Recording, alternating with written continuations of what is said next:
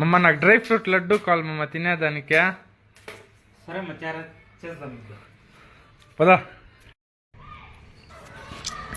నెయ్యి 100 గ్రామ్స్ వేసుకోవాలి. నెయ్యి వేడి 1/4 కిలో ఎండు ద్రాక్ష వేసుకోవాలి. 1/4 కిలో జీడిపప్పు వేసుకొని బాగా వేగించాలి.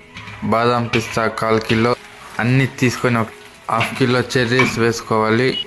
1/2 కిలో కొబ్బరి తురుముకోండి వేసుకొని బాగా వేగించాలి. వేగించిన తర్వాత కొంచెం తీసి పక్కన పెట్టేసి 1/2 కిలో బెల్లం, 100 గ్రామ్స్ షుగర్ వేసుకోవాలి. 10 గ్రామ్స్ యాలకులు వేసుకోవాలి.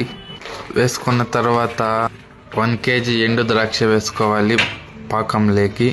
ఇంచాపు వేగించుకున్నవన్నీ వేసుకొని మళ్ళీ బాగా కలుపుకోవాలి.